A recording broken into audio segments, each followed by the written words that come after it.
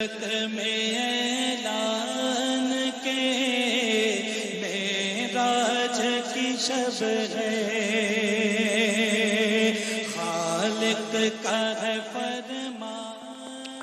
خوش آمدید کہتے ہیں آپ کو ایک بار پھر۔ محفل ہماری جاری ہے، آف کورس بعنوان شب معراج، براہ راست نشریات یہ آپ دیکھ رہے ہیں، اور ہمارے ساتھ جس طرح میں نے بریک سے پہلے کہا تھا جناب صدیق اسماعیل صاحب تشریف لائیں۔ صدیق بھائی السلام علیکم۔ وعلیکم السلام۔ مزاج بخیر، خیریت سے؟ الحمدللہ الحمدللہ۔ رمضان کی تیاریاں ہیں انشاءاللہ؟ انشاءاللہ تیاریاں یہاں کی بھی ہیں، اور رمضان میں مدینہ شریف جانے کی بھی تیاریاں ہیں مدینہ انشاءاللہ؟ پاک کی بھی تیاری کیا آپ تو کافی سالوں سے ماشاءاللہ آخری اشرا کوشش کرتے ہیں۔ الحمدللہ، اور آپ کو بھی مبارک ہو کہ آپ نے نیو ایئر مدینہ پاک میں الحمدللہ، جی ہاں الحمدللہ، اللہ قبول فرمائے انشاءاللہ۔ علماء کرام جناب قبلہ احسن نوید نیازی صاحب کو ہم نے زحمت دی ہے تو گزارش کی وہ تشریف فرما ہمارے ساتھ۔ جناب قبلہ مفتی عامر صاحب تشریف لائیں۔ حضور السلام علیکم، مزاج بخیر؟ وعلیکم السلام۔ آپ کو وسیم بھائی آج کی رات بہت بہت مبارک ہو۔ خیر مبارک، جزاک اللہ۔ جناب علامہ قبلہ محمد رضا داؤدانی صاحب، ڈاکٹر محمد رضا داؤدانی صاحب ہمارے ساتھ ہیں۔ حضور السلام علیکم۔ علیکم السلام ورحمۃ اللہ۔ خیریت سے؟ آپ آپ نے بیان بھی سنا تو انشاءاللہ۔ مفتی عامر صاحب میں چاہتا ہوں آپ ذرا اس یہ جو سیگمنٹ ہے ابتداً آپ کچھ بھی کلمات آج کی اس شب کی مناسبت سے عرض کریں، پھر ہم صدیق بھائی سے کلام سنتے ہیں، پھر گفتگو آگے بڑھاتے ہیں انشاءاللہ۔ بسم اللہ الرحمن الرحیم۔ بلا شبہ یہ جو آج کی رات ہے کئی اعتبار سے بہت زیادہ اہم ہے۔ نبی کریم صلی اللہ علیہ وسلم کو اللہ تبارک و تعالیٰ نے اس رات میں جو کمال عطا کیا تھا وہ تو عطا کیا ہی ہے، لیکن ہم یہ بہت اچھی طرح جانتے ہیں کہ وسیم بھائی اسلام میں جتنی چیزیں ذکر ہوتی ہیں ٹاپ آف دا لسٹ سب سے اہم چیز نماز ہے۔ بے شک صحیح۔ یہ وہ رات ہے کہ جس رات میں ہمیں نماز عطا ہوئی۔ مطلب اگر کوئی پوچھنا چاہے نا شب معراج میں ہم کیا عبادت کریں یا اس رات کی فضیلت کیا ہے یا اس رات میں کیا ہوا تھا، تو جو حضور نبی کریم علیہ السلام کو اللہ تبارک و تعالیٰ نے معراج عطا کی، وہیں پر حضور کی امت کو بھی اتنی بڑی نعمت سے سرفراز کیا۔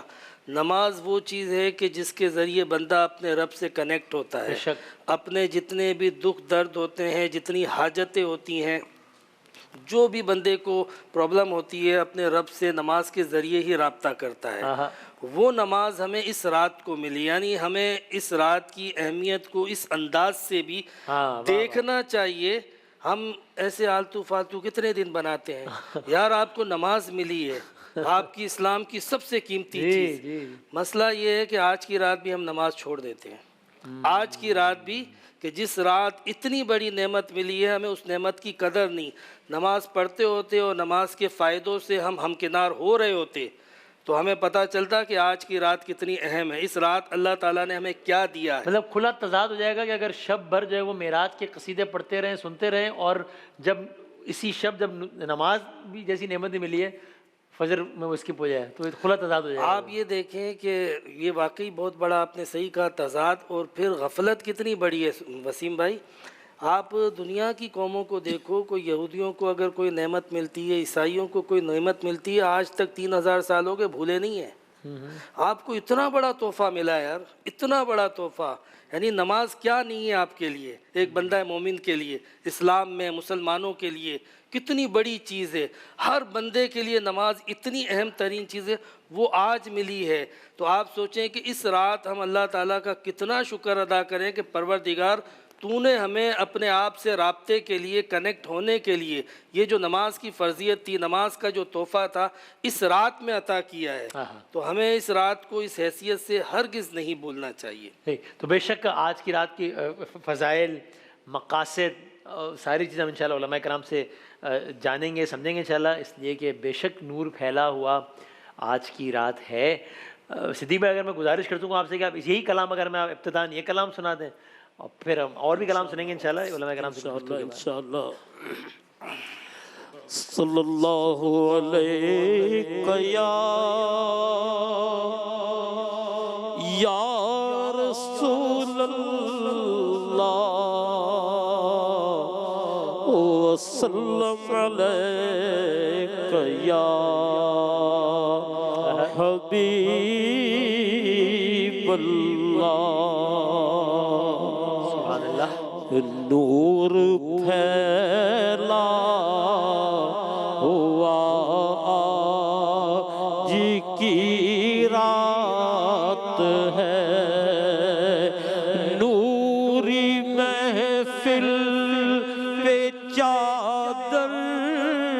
تنی نور کی نور پھیلا ہوا جی کی رات ہے چاندنی میں ڈوبے ہوئے دو جہاں کون جلوہ نما جی کی رات ہے کون جلوہ نما جی کی رات ہے جی کی رات ہے او کون جانے کہ معراج کیا راز تھا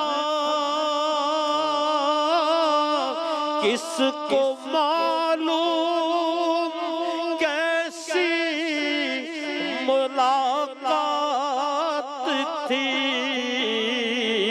او سچ تو ہے بس یہی کہ بقول رضا اس کے جلوے اسی کو دکھانے چلے اس کے جلوے اسی کو دکھانے چلے فرش پر دھوم ہے عرش پر دھوم ہے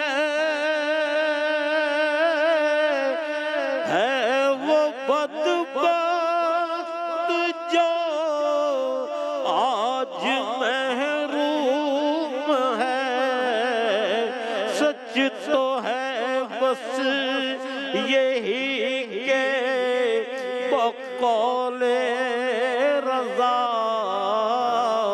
اس کے جلوے اسی کو دکھانے چلے اور وقت لائے خدا پھر مدینے چلے لوٹنے رہے متوں کے خزینے چلے پھر سے طیبہ کی جانب سفینے چلے میری صائم دعا آج کی رات ہے آج رب سے ملاقات کی رات ہے سبحان اللہ کیا کہنا ہے سبحان اللہ کیا کہنا ہے جزاک اللہ سبحان اللہ کیا کہنا ہے اب میں اسی سے رب جوڑتے ہوئے رضا داؤدانی صاحب اس بتائیے گا کہ دا فیکٹ کہ آج کی رات واقعہ معراج کے دوران بھی ان لمحات میں بھی جب قربت کا وہ عالم تھا اور جس کے بارے میں ہم قرآن میں پڑھتے ہیں اور سارا کچھ سرکار عالم صلی اللہ علیہ وآلہ وسلم نے ان لمحات میں بھی جو علماء کرام سنتے ہیں کہ امت کو نہ صرف کہ ہرگز فراموش نہیں کیا بلکہ بہت پرائیورٹی پر ہی رکھا تو وہ تو جو ہم محبت کی بات کرتے ہیں تو وہ تو ہمیشہ ایک دو طرفہ تعلق ہوتا ہے نا تو اگر انہوں نے اس عالم میں بھی نہ صرف کہ امت کو یاد رکھا بلکہ مقدم رکھا امت کے لیے ہی مانگتے رہے طلب مغفرت کرتے رہے تو پھر یہ تو ٹو ریسپانسبلٹی بنتی ہے اس عنوان سے فرمائے گا کہ انہوں نے ان لمحات میں امت کو کن الفاظ میں یا کس انداز میں یاد رکھا اور اس کو ریسیپروکیٹ کرتے ہوئے امتی کے طور پہ میری کیا رسپانسبلٹی بنتی ہے. بسم اللہ الرحمن الرحیم. ظاہر ہے کہ ہدیہ تبریک و تہنیت اور مبارکباد کے ساتھ جو شب کے حوالے سے ہونی بھی چاہیے تمام کی خدمت میں اور دعا کہ پروردگار عالم سب کی دعاؤں کو مستجاب کرے اور ان لمحات کے صدقے میں صاحب معراج کے صدقے میں تو وہ تو اپنی جگہ پر ہے کہ ان کا واسطہ اور وسیلہ ہے کہ جو قبولیت کی ضمانت ہے. خود پیغمبر اکرم کے تعلق سے اگر آپ دیکھیں تو قرآن مجید نے بھی یہ بات کی ہے کہ ان کنتم تحبون اللہ فاتبعونی اے حبیب ان سے کہہ دیجئے کہ تم اگر اللہ سے محبت کرتے ہو تو میری اتباع کرو. کہ پھر میں کہاں سے آیا ہوں؟ اگر تم اللہ کے حوالے سے توحید کا یا خدا کے وجود کا کوئی اجمالی تصور بھی رکھتے ہو تو اسی خدا نے مجھے اپنا رسول بنا کر بھیجا ہے. تو کیسے ہو سکتا ہے کہ اتباع کو محبت کے جذبے کے ساتھ مائنس کر دیا جائے؟ یہ تو نہیں ہو سکتا. بلکہ محبت تمہید ہے اتباع کی، کہ اگر ایک انسان کے دل میں محبت ہوگی تو جس کو وہ آئیڈیلائز کرتا ہے پھر اس کے جیسا بننے کی کوشش کرتا ہے، جو اس کے ساتھ جڑ جاتی ہے بات کہ لقد کان لکم فی رسول اللہ اسوۃ حسنہ، کہ تمہارے لیے رسول کی زندگی بہترین نمونہ عمل ہے. اب ایک بالکل خشک معاملہ ہوتا ڈرائی کہ نمونہ عمل ہو لیکن یہ کہ کوئی محبت کا تعلق نہ ہو، تو آپ اندازہ کر سکتے ہیں کہ یہ جو بانڈ ہے، یہ جو تعلق بنے گا، یہ بہت خشک ہوگا، بہت ڈرائی ہوگا. اس میں اگر آپ محبت کا اور مودت کا فلیور ایڈ کرتے چلے جائیں تو وہ تعلق جو ہے اس کے اندر مضبوطی اور پختگی آتی چلی جائے گی، اس کی اسٹرینگتھ بہت بڑھ جائے گی. تو یہ آپ کو نظر آئے گا کہ خود صاحب معراج نے، پیغمبر اکرم صلی اللہ علیہ وآلہ وسلم نے جن چیزوں کو بیان کیا، اس لیے کہ وہاں کے معاملات تو وہی بیان کریں گے تو پتہ چلے گا جو غیب کے معاملات ہیں تو یا خدا قرآن میں بیان کرے یا پیغمبر اکرم اپنی زبان سے بیان کرے، تو اس کے ذریعے سے ہی ہم تک وہ باتیں پہنچ سکتی ہیں. تو ہم دیکھتے ہیں کہ وہاں پر بھی جو حدیث معراج ہے، خود حدیث معراج کے اندر بھی جتنی باتیں ہیں ان کے اندر اگر آپ دیکھیں تو امت کے حوالے سے اخلاقی نصیحتیں، خود پروردگار عالم کبھی یا احمد کہہ کر مخاطب کر رہا ہے یا کبھی یا محمد کہہ کر مخاطب کر رہا ہے، زیادہ تر احمد کہہ کر مخاطب کیا. تو اس کے اندر بھی ہم دیکھتے ہیں کہ توکل کی بات ہے کہ امت کو یہ پیغام دیجیے کہ توکل کریں پروردگار عالم کے اوپر. زہد کی بات ہے کہ اگر ایک انسان ہے بے رغبتی کا مظاہرہ کرے، رہے دنیا میں مگر دنیا کا ہو کر نہ رہے. یہ تمام تر نصیحتیں اس موقع پر کیوں کی جا رہی ہیں؟ ظاہر ہے کہ وہ کرنے کا مقصد یہی ہے کہ یہ پیغام جائے کہ جس امت میں ہو، جس کی امت میں ہو، وہ صاحب معراج ہے، وہ تمہیں دعاؤں میں یاد رکھتا ہے، پروردگار بھی تم پر مہربان ہے. مگر یہ مت سمجھ لینا کہ ہر چیز گیون ہے، ایسا نہ ہو، بلکہ تمہارے لیے پروردگار عالم نے ایک ضابطہ رکھا ہے، ایک ضابطہ حیات ہے، ایک طریقہ کار ہے، کچھ اوصاف ہیں جو پسندیدہ ہیں. ان کو اگر اپنی زندگی کے اندر پیدا کرتے چلے جاؤ گے تو یاد رکھو کہ اس کا نتیجہ یہ نکلے گا کہ خداوند متعال بھی تمہیں اپنی قربت بقدر ظرف عطا کرے گا. کیا کہنا ہے؟ سبحان اللہ.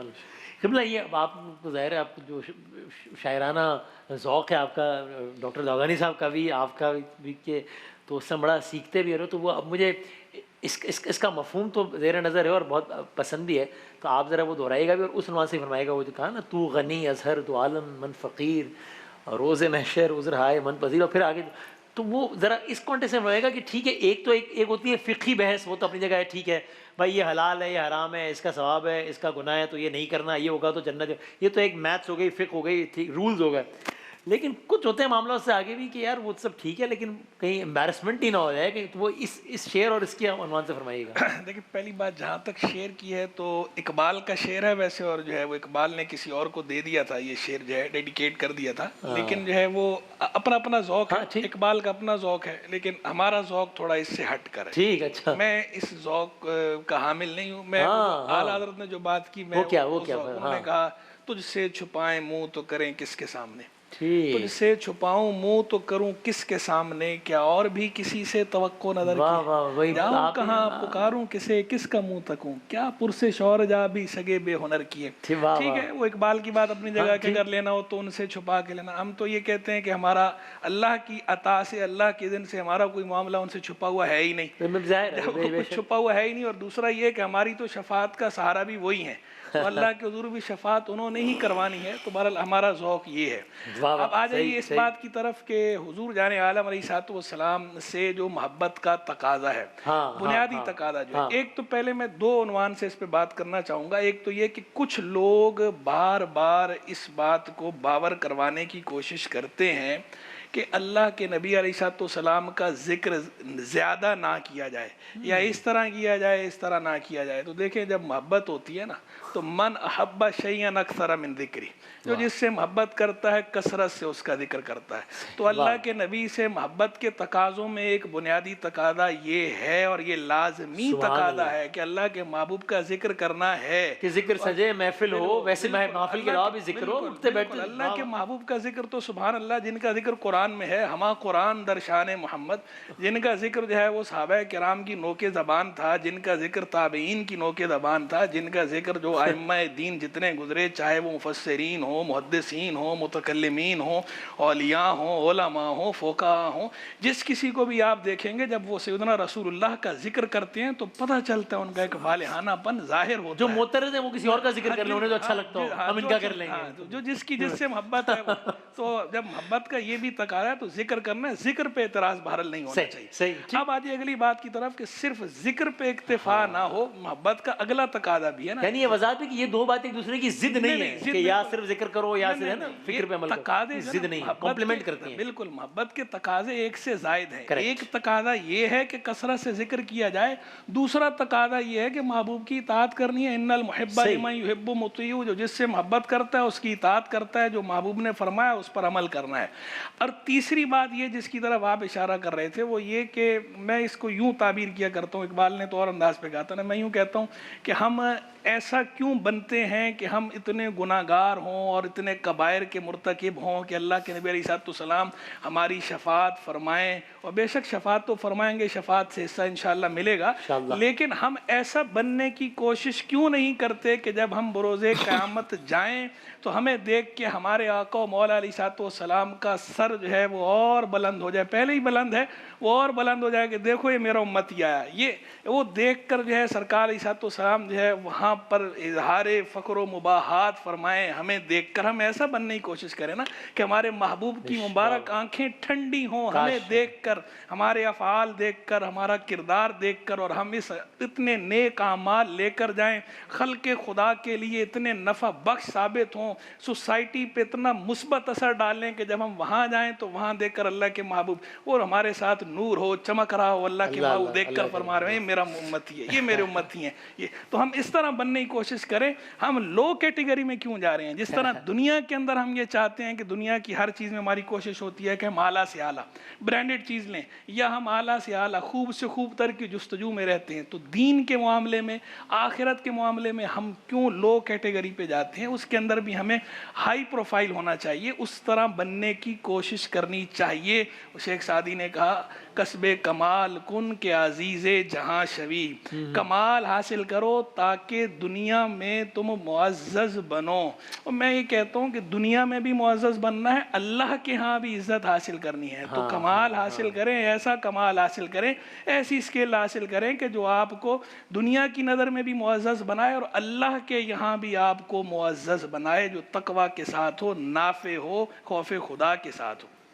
क्या बात। और ज़ाहिर है जो शोहरतें इज़्ज़तें सब इन्हीं के दम से हैं, वो ना शोहरतें ना ही आला मकाम काफ़ी है, फ़कीर को तो मोहम्मद का नाम काफ़ी है, इसी नाम के तवस्सुत से ही बहुत उम्दा, फ़कीर को तो मोहम्मद का नाम काफ़ी।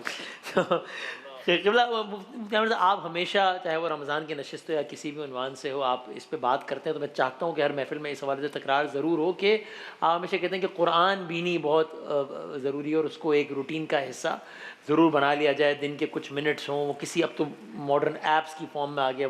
तो आप ज़रा, मैं चाहता हूँ कि आज की शब भी इस मुनासिबत से, इस उन्वान से भी ज़रूर फरमाइएगा। इस उन्वान से आज की शब की मुनासिबत से अगर बात करते हैं ना, तो देखिए नबी करीम सल्लल्लाहु अलैहि वसल्लम के लातादाद कमालात और मोजज़ात हैं जिनका ज़िक्र अहादीस मुबारका में कसरत से मिलता है। बल्कि आपने नात खानों से जितने अशार पढ़े सुने होंगे उसमें हर दूसरा शेर किसी न किसी हदीस की और मौजज़े की तर्जुमानी करता है। बट आज की जो रात है इसमें जिस कमाल का ज़िक्र है ये अल्लाह ताला ने सूरह बनी इसराइल और सूरह नजम में बाकायदा कुरान में ये आयतें उतारी, इस मौजज़े का ज़िक्र इन डिटेल कुरान में कर दिया। यानी वो मौजज़ा भी बरहक है जिसका ज़िक्र कुरान में नहीं है और ये भी बरहक है, मगर किसी की इम्पोर्टेंस बढ़ानी होती है तो अल्लाह ताला उसको अपनी किताब में ज़िक्र कर देता है। हर मौजज़े का ज़िक्र नहीं आया, हर मौजज़े का ज़िक्र नहीं आया। मैंने एक गैर मुस्लिम के बारे में पढ़ा, उसने कहा मुझे किसी ने एक किताब गिफ्ट की जिसमें मोहम्मद मुसलमानों के जो पैगंबर हैं उनके महराज पे जाने का तस्करा था और उनके जो है वो क्या कहते हैं चाँद को 2 टुकड़े करने का तस्करा था। तो मैं हैरान रह गया कि ये कैसे पॉसिबल है। बहरहाल उसने कहा कि मैं चूँकि स्टूडेंट था, मैंने जो है वो जब फिज़िक्स और केमिस्ट्री और अपने सब्जेक्ट को पढ़ा तो मैं हैरान हो गया कि इसमें से कितनी चीज़ें जो है ये जो कुरान की आयतें कह रही हैं ये तो साइंस खुद ब खुद जो है वो हमें उस तरफ लेके जा रही है। Theory of relativity, speed of light, time का कांस्टेंट हो जाना, ये सारे फिनोमेना आज साइंस डिस्कस करती है। कुरान को हमने क्या समझा हुआ है कि बस इसको चूम लिया जाए और इसको बरकत के लिए तिलावत कर लिया जाए, कोई जादू वादू हो जाए, किसी की तबीयत ख़राब हो जाए तो दम कर दिया जाए, शादी। ज़रा इसको पढ़ो तो सही, बड़ी बड़ी दुनिया की महज़्ज़ब कौमें इसके आगे گھٹنے ٹیک چکی ہیں، اس کے اندر علم کی وہ معراج موجود ہے، اس کے اندر شعور کا وہ مقام موجود ہے کہ بڑے بڑے اہل علم اس کے آگے بے بس نظر آتے ہیں۔ آپ دیکھ لیں امبرولیو جی کے حوالے سے کیتھ مور نے جو کہا تھا، جو بات کی تھی کہ قرآن کی جو ہے وہ سورہ غالباً نور کی جو آیتیں ہیں کہ جس میں یخلقکم فی بطون امہاتکم من ظلمات فی ظلمات الثلاث خلقا بعد خلق خلقا بعد من بعد خلق، کہ ہم تم کو تمہاری ماؤں کے پیٹوں میں 3 پردوں کے اندر پیدا کرتے ہیں۔ اس نے کہا یہ امپاسبل ہے، یہ تو آج مائکروسکوپ ٹیلی اسکوپ کے بعد یہ پتہ چلا کہ انسان کی جو ارتقائی مراحل ہوتے ہیں رہنے مادر کے اندر اور ایمبریو کی جو ڈیولپمنٹ ہوتی ہے وہ کتنے پردوں میں اور کتنے اسٹیج میں ہوتی ہے یہ آج۔ لیکن اگر قرآن 1400 سال پہلے جب ٹیلی اسکوپ کا وجود نہیں تھا، سائنس کا تصور نہیں تھا، یہ کیسے قرآن بتا رہا ہے؟ اس نے کہا کہ میرے پاس کوئی چارہ نہیں تھا کہ میں مان لوں کہ یہ واقعی کوئی ڈیوائن بک ہے، یہ میرے پاس اور کوئی چارہ نہیں تھا۔ یہ خود اللہ کے ہونے اور اسلام کے حق پر ہونے کی دلائل میں سے ایک مضبوط دلیل ہے، بالکل یہ کیسے 1400 سال پہلے سب لکھا ہوا تھا۔ تو ہم قرآن کو صرف برکت کے لیے نہ مطلب اس کو برکت تو ہے ہی ہے، لیکن یہ مواقع ہوتے ہیں کہ آج معراج ہوئی تو ہم حضور علیہ السلام کی معراج کی جو آیتیں ہیں بنی اسرائیل میں سورہ نجم میں کس طرح اللہ تعالیٰ نے بیان کی۔ ہمارے ہاں تو ایک تو یہ بڑا مسئلہ ہے کہ بعض لوگ جو ہے وہ مطلب اگر وہ نہیں اس کو ایکسپلین کر سکتے ہیں اپنے شعور کی کمزوری کی وجہ سے کہتے ہیں یہ کوئی سپنا تھا، مطلب خواب و خیال تھا۔ ایک بچہ بھی معراج کو جتنا کانٹینٹ ہے اس کو دیکھ کے یہ نہیں کہے گا کہ یہ خواب کی بات ہو رہی ہے۔ مطلب آپ کے سامنے اگر میں معراج کی حدیثیں پیش کروں تو آپ سمجھ جاؤ گے یار خواب میں تو میں بھی پتہ نہیں کتنے آسمان تک جاتا ہوں، تو پھر اس میں قرآن میں ذکر کرنے کا کیا مسئلہ ہے؟ میری نظر ویسے ہی پڑتی ہے تو پہلے آسمان تک تو جاتی ہے۔ آپ سمجھ رہے ہیں بات کو؟ مطلب اس میں کمال کیا تھا یہ بتائیں نا۔ لوگ جواب نہیں دے سکتے ہیں کہ ہم اس کی سائنٹیفک ریزننگ کیسے کریں گے، سائنس کی طرف سے آبجیکشن آئیں گے تو ہم کیا کریں گے، تو وہ پھر جو ہے وہ اپولوجائز ہو جاتے ہیں، معذرت خانہ رویہ اختیار کرتے ہیں کہ بھائی یہ جو ہے وہ ایک سپنا تھا، ایک خواب تھا، یہ تھا۔ بڑے بڑے لوگوں نے یہ تعبیر کی، حالانکہ یہ علم کا، شعور کا، ترقی کا ایک باقاعدہ شاہکار ہے، یعنی عقل کے دریچوں کو، فہم کے دریچوں کو، یہ جو آج امت ہواؤں فضاؤں میں سفر کر رہی ہے، یہ واقعہ معراج نے تو ان مقفل دروازوں کو دستک دیا تھا۔ یعنی اڑنے کا تصور، فضاؤں میں جانے کا تصور کس نے دیا تھا؟ میرے آقا نے دیا تھا جب حضور علیہ السلام معراج میں گئے تھے۔ آپ قرآن کی ان آیتوں کو پڑھو اور ان کو تحقیق کرو، خاص طور پہ ہمارے جو نوجوان ہیں، یوتھ ہیں، وہ اسٹوڈنٹ ہیں، وہ فزکس، کیمسٹری، یہ جو سب مضامین پڑھتے ہیں، بائیولوجی، آپ ذرا قرآن کی آیتوں کو دیکھو جا کے، جہاں ایکوائرڈ نالج اینڈ کرتی ہے، اختتام کرتی ہے، وہاں قرآن اپنی ابتدا کرتا نظر آئے گا، باقاعدہ رزلٹ دیتا نظر آئے گا۔ کیا بات، کتنے ہی اس طرح کی چیزیں ہیں جو کہ وہ بگ بینگ تھیوری کو ریلیٹ کرتے ہوئے، birth of stars, creation of stars, and of stars, کہ جو یعنی حیران ہو جاتے بندہ کہ کبھی کبھی تو وہ الفاظ تک میں کہ وہ ہم آج کل وہ پارکر پروب انسان نے جو تیز ترین سفر کرنے والا سیارہ چاند کے قریب ترین بھیج دیا، جس سے پہلے آج تک کبھی چاند سورج کے اتنا قریب کوئی سیارہ نہیں پہنچا، تو سورج کے حوالے سے بہت ڈاکیومنٹریز آ رہی ہیں۔ تو اس میں وہ پچھلے دن دیکھ رہا تھا، انہوں نے کہا کہ جناب اتنے بلین سالوں بعد یہ ایک دن آئے گا کہ the sun will die its natural death, the sun will just lose its brightness۔ تو مجھے یاد آیا کہ وہ جب سورج بے نور ہو جائے گا، قرآن میں 14، اب اس وقت تک تو یہ عجیب سی بات تھی بظاہر کہ سورج کیسے بے نور ہو جائے گا بھائی، سائنس آج پہنچ رہی بات ہے کہ ایک دن آئے گا کہ جب یہ سورج بے نور ہو جائے گا۔ وہ 1400 سال پہلے لکھ کے چلے گئے تھے۔ باقاعدہ جو یہ خلا باز ہیں اسٹرونٹ، تو سب سے پہلے کون گیا تھا؟ ایک خاتون گئی تھی خلا میں، پھر چاند تک جانے والے جتنے اپالو 11 ہے، اپالو 12 ہے، 13 ہے، اپالو 15 16 ہے، جب گئے تھے، مطلب آج انسان وہاں پہ پہنچ رہا ہے اور آپ ابھی تک پوچھ رہے ہو یہ خواب میں تھا یا حقیقت میں تھا، حیرت ہوتی ہے۔ واہ کیا کہ صدیق بھائی نے ایک دو کلام سنتے ہیں، پھر داؤدانی صاحب سے ذرا کچھ اور گفتگو آگے بڑھاتے ہیں۔ صدیق بھائی ادھر ماشاءاللہ، صلو علی الحبیب، اللہم صلی علی سیدنا۔ اب میری نگاہوں میں اب میری نگاہوں میں جچتا نہیں کوئی، نہیں کوئی اب میری نگاہوں میں، اب میری نگاہوں میں جچتا نہیں کوئی، جیسے میرے سرکار ہیں، جیسے میرے سرکار ہیں، ایسا ایسا نہیں کوئی، نہیں کوئی جیسے میرے سرکار ہیں۔ ابن یعقوب کو اللہ نے صورت بخشی ید بیضا کی، کلیم اللہ کو نعمت بخشی، عیسیٰ کو مسیحائی کی دولت بخشی، گرچہ ہر نبی کو کوئی عزت، کوئی عظمت، کوئی شہرت بخشی، پر میرے سرکار کو، میرے سرکار کو بے پردہ زیارت بخشی، جیسے میرے سرکار ہیں، ایسا نہیں کوئی، اور تم ساتوں ہنسی آنکھ نے دیکھا نہیں کوئی،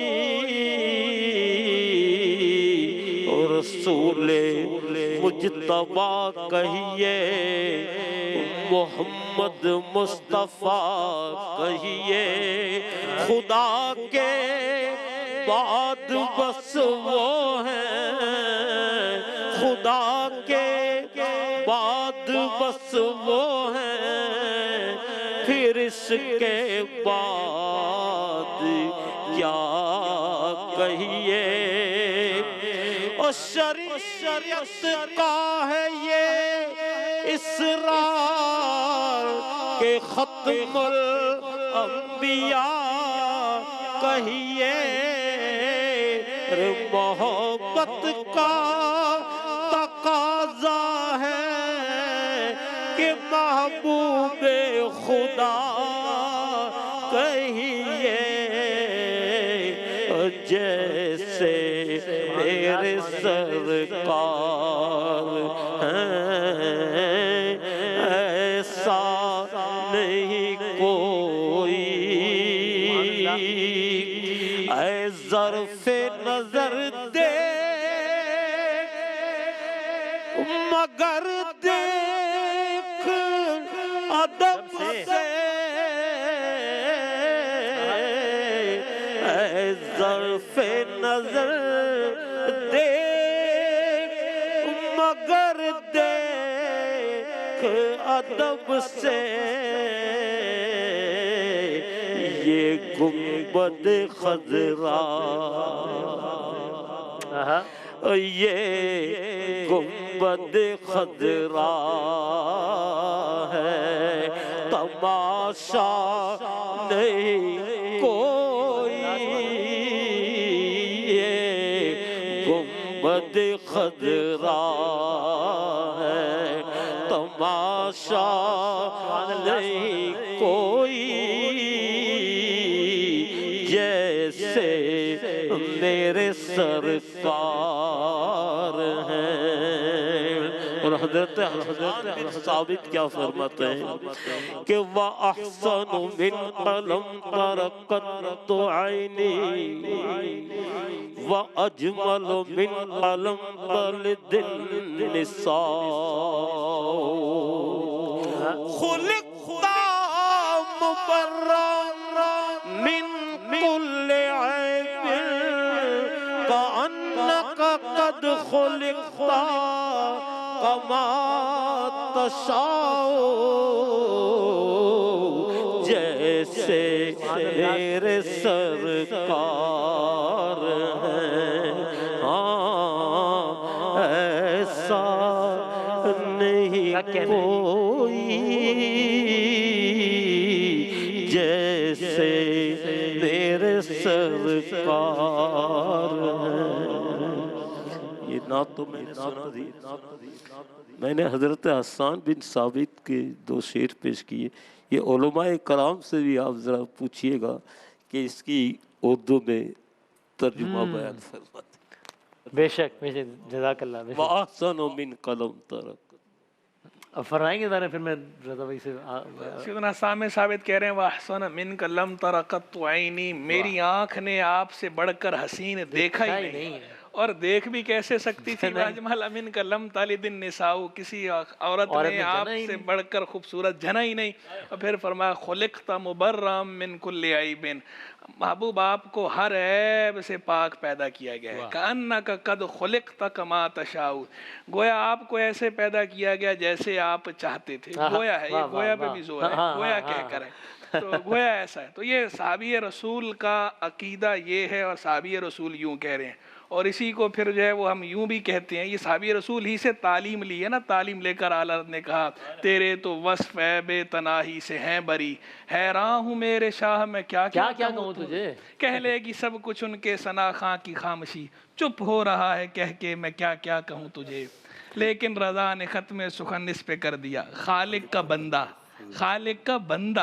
خلق کا آقا کہوں تجھے. بھائی واہ واہ واہ کیا کہہ رہے ہیں. اچھا رضا صاحب ذرا اس سیگمنٹ کے اختتام کے طور پہ ذرا آپ یہ اسی پہ بتائیے گا. ایک تو آپ بھی ہمیشہ قرآن بینی میں بہت بات کرتے ہیں تو اس پر بھی اگر آخر میں کوئی میسج دینا چاہیں اور یہ بھی کہ ہم مجھے ایسا لگتا ہے کہ آج کے دور میں سملیرٹیز مشترکات پر بات کرنے کی اور زور دینے کی زیادہ ضرورت ہے. تو جس طرح خدائے تعالیٰ کی ذات پر ظاہر ہے کہ تمام مسلمانوں کا اتحاد و اتفاق ہے کوئی دو رائے نہیں ہے اس میں بے عینی اسی طریقے سے اس بات پر سب کا اتفاق ہے نا چاہے وہ کوئی بھی مکتبہ فکر ہو کوئی بھی مسلک ہو کہ بعدس خدا بزرگ تو ہی قصہ مختصر.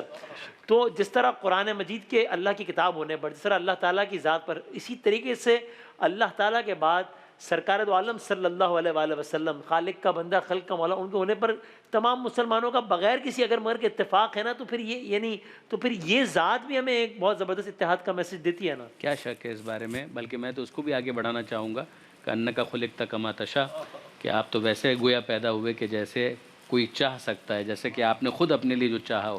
یعنی ایک انسان کی جو فطرت ہے وہ کیا ہے کہ وہ اپنے لیے جیسا چاہے گا بہترین چاہے گا.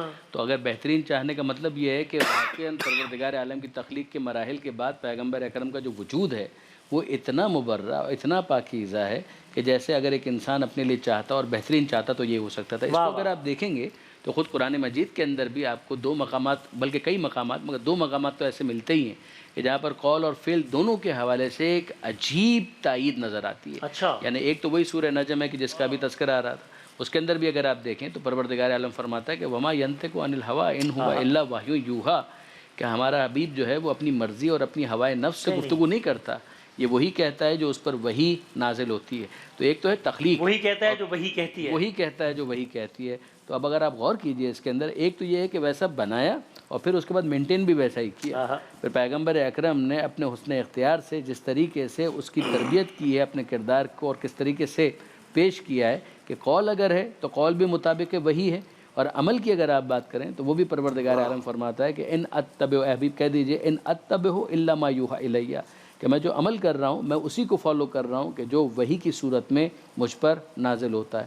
تو آپ اگر دیکھیں کہ قول پیغمبر ہے وہ بھی سند یافتہ ہے پروردگار عالم کی جانب سے اور عمل پیغمبر ہے وہ بھی سند یافتہ ہے پروردگار عالم کی جانب سے. تو یہ پوری زندگی جو ہے اگر وہ اس انداز سے ہوگی تو اسی شخصیت کو کہا جائے گا معصوم، کہ جس کے عصمت پر پروردگار عالم نے گواہی دی ہے، جس کے معصوم ہونے کی پروردگار عالم نے سند دی ہے۔ اور جب ایسا معصوم ہوگا، جب ایسا اعلیٰ کردار ہوگا، تو ظاہر ہے کہ وہ سب سے زیادہ صاحب کمال ہے۔ صحیح۔ جب وہ سب سے زیادہ صاحب کمال ہے تو سب سے زیادہ پسندیدہ ہے، اور جب سب سے زیادہ پسندیدہ ہے تو سب سے زیادہ محبوب ہے۔ اور اگر کوئی کمال کو پسند نہیں کرتا تو وہ اپنے اندر تلاش کرے کہ کیا عیب ہے کہ اسے کمال اچھا نہیں لگتا۔ پیغمبر اکرم جب صاحب کمال ہے، پیغمبر اکرم جب پرفیکٹ ہے، ریلیٹو پرفیکشن جو بیسٹ پاسبل کسی کے اندر ہو سکتی ہے وہ پیغمبر اکرم کے اندر موجود ہے، تو پھر اس کے بعد جتنے بھی انسان ہیں ان انسانوں کی نظر میں پیغمبر اکرم کو محبوب ہونا چاہیے، اور یہ محبوب نہ ہونا کجی کی دلیل بن جائے گی کہ پیغمبر اکرم اگر اس کو محبوب نہیں ہے، اس کا مطلب یہ کہ اس کے اپنے نفس کے اندر کہیں نہ کہیں کوئی ٹیڑھا پن موجود ہے۔ یہ بالکل واضح ثبوت ہے کہ پیغمبر اکرم کی امت میں کوئی کسی مسلک سے تعلق رکھتا ہو، کوئی کسی فرقے سے تعلق رکھتا ہو، کوئی مسلک کے اختلاف، تمام تر چیزیں اس سے ماورا ہیں۔ پیغمبر اکرم تو وہ کامن ڈینومینیٹر ہیں کہ جس کی وجہ سے پوری امت ایک دوسرے کے ساتھ جڑ جاتی ہے، ایک دوسرے کے ساتھ ایک بائنڈنگ فورس کے طور پر اگر آپ تلاش کریں تو وہ جو مشترکات میں کئی مشترکات ہیں، مگر ان مشترکات کے اندر سب سے بڑا اگر کوئی مشترک کامن ڈینومینیٹر آپ تلاش کرنا چاہیں وہ ختمی مرتبت احمد مصطفیٰ محمد مصطفیٰ صلی اللہ علیہ وآلہ۔ اور یہ کرسٹل، یہ کسی اگر مگر کے اس زاویے سے دیکھا جائے تو یوں بھی ہو سکے، اس میں کچھ اگر مگر اف بٹ ہے ہی نہیں، no if and no but. پیغمبر اکرم کی جو ذات ہے وہ ایسا نقطہ اشتراک ہے کہ جس میں نہ اگر کی کوئی گنجائش ہے نہ مگر کی کوئی گنجائش ہے، ان سے بڑھ کر کوئی کچھ نہیں ہو سکتا۔ مولا کائنات امیر المومنین علی ابن ابی طالب علیہ الصلوۃ والسلام کا کوٹ میں نے کئی مرتبہ پیش کیا کہ مولا فرماتے ہیں کہ انا عبد من عبید محمد، میں محمد کے عبید میں سے ایک عبد ہوں، میں غلاموں میں سے ایک غلام ہوں۔ مولا فرماتے ہیں کہ کنت اتبعہ اتباع الفصیل اثر امہ، میں اس طرح سے رسول اللہ کی اتباع کیا کرتا تھا جیسے اونٹنی کا بچہ اپنی ماں کے پیچھے چلا کرتا ہے۔ آپ ذرا دیکھیے کہ یہ انداز خود بتا رہا ہے، پروردہ ہیں پیغمبر اکرم کی آغوش کے، مولا کائنات امیر المومنین مولا علی علیہ السلام، اور جتنے صحابہ کرام ہیں ان سب سے آپ کو یہی انداز ملے گا، یہی جملے ملیں گے۔ پیغمبر اکرم سے بڑھ کر کون ہو سکتا ہے؟ یعنی اگر آپ غور کیجئے، انبیاء میں کوئی ان کے برابر نہیں ہو سکتا، ائمہ میں کوئی ان کے برابر نہیں ہو سکتا، اولیاء میں کوئی ان کے برابر نہیں ہو سکتا۔ خلاصہ کلام وہی جو آپ نے کہا تھا، بعد از خدا بزرگ تو قصہ مختصر۔ تو پھر کیوں نہ ہم سب کہیں اور آپ سے دو اشعار سن لیں کہ اگر میں فرمائش کرتا ہوں، ورنہ آپ کی مرضی ہے کہ اگر سب سے اولا و اعلیٰ ہمارا نبی سنا دیں، ورنہ آپ کا جو دل چاہے دو اشعار سنا دیں۔ نہیں، آپ کی فرمائش، میں آپ کو پابند کرنا بھی نہیں چاہتا، لیکن میں نے اپنی گزارش کر دی، واقعی آپ کی مرضی ہے۔ کیا اعلیٰ کلام، ہاں دیکھ میں نے کہا گفتگو سے ربط ہے یہ سب سے۔ فاضل بریلی رحمۃ اللہ علیہ، سب سے اولا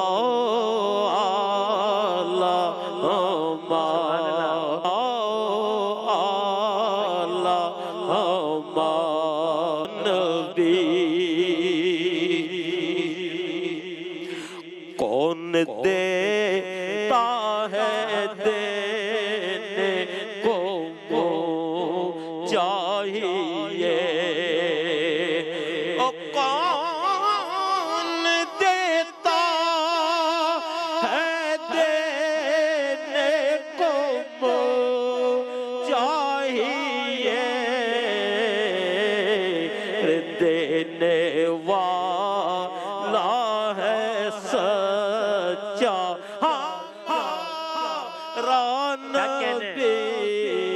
دینے والا ہے سچا